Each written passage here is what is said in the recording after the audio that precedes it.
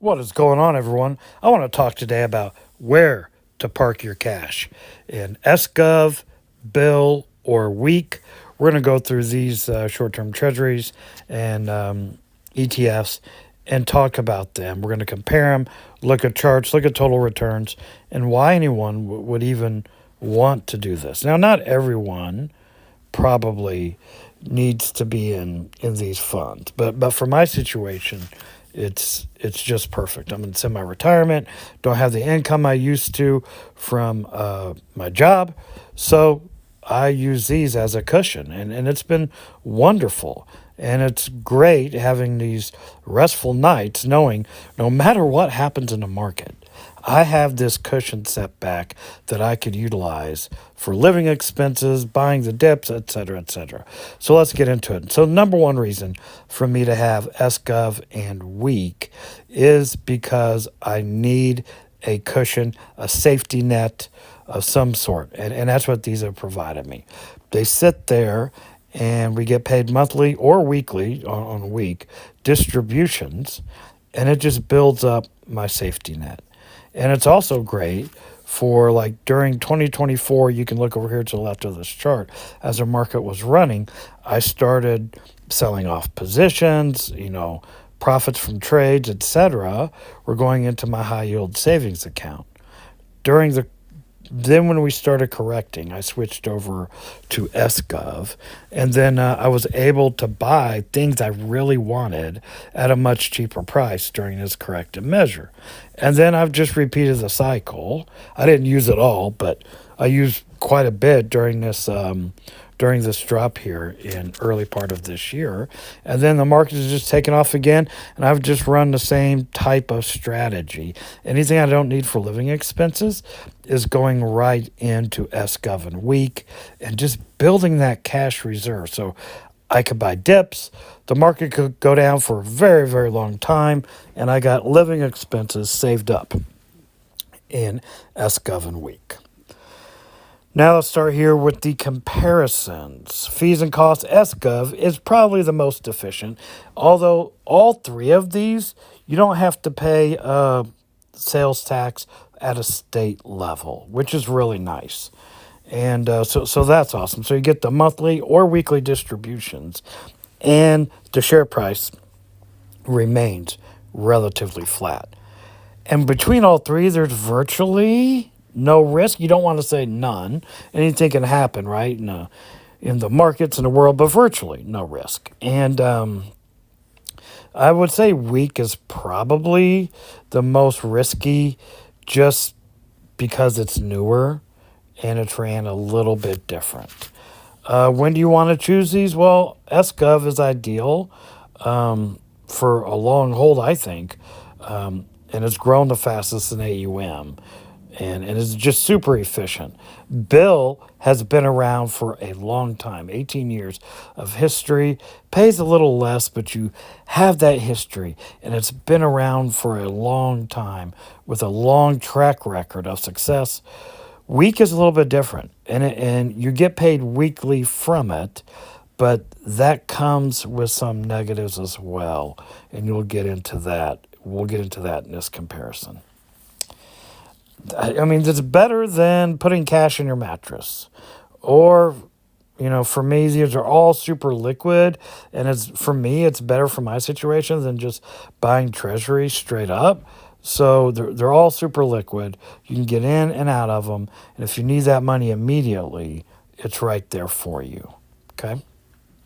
So to start off the comparisons, you can see SGOVs by BlackRock, BIL by State Street, and Round Hill does week. And you can see the lowest expense ratio is over here with SGOV at 0.05, so low. And then BIL is at 0.14, and then week is the highest at 0.19. It's more actively managed, meaning week is. And you can see here some other things. Like we said, the state, you're exempt from state taxes with these. All of them have pretty good volume, really good volume associated with them. Even though week is newer and the volume's kind of moderate, unless you've got millions in there, I think it's pretty easy to get in and out of it. And here's the differences of why you may want to hold each one. Cost conscious investors on the left here at the bottom is for SGOV, long-term holders valuing a very long track record of 18 plus years is where you may want to be in BIL, that's safety and security. And then investors wanting weekly income access with week. So if we start off here with SGOV, according to this, currently it's paying 4.21%. And you can see the distributions down here on the bottom. It pays monthly. As for right now, this will fluctuate and depending on rate cuts and stuff like that. But 34 cents a share. Shares are roughly $100. BIL 4.2 here, about the same. Shares are a little cheaper, around that $95, $99. We'll get into the share price and all of that here in a little bit. And then week pays 7 cents roughly, and has for quite some time, per week. So here's SGOV's chart, and since 2021, it did have a little rip up there from 100, but as you can see, it's just nothing. And this is what you want. You don't want the chart fluctuating rapidly, dollars at a time. You want a safe place to park your cash. Here's BIL, pretty much the same looking chart. Like you can see here, it's pretty much the same. And then week here. And so the price difference here, right? BIL's around $91. So it is a little cheaper than SGOV and week. So if we get in here to total returns, you can see SGOV is year to date is leading the charge here over BIL and week. In week, it doesn't. Its total returns are less. So you are getting that weekly distribution. And there's a reason why I have a portion of our safety net in there. I want that weekly distribution because I think I can do something with it that'll produce me a better total return. So I just use the distributions from week to either put into funds or trade with or whatever, because I think I can make more money and get that total return right up there with SGOV and BIL. And so that's what I do with it.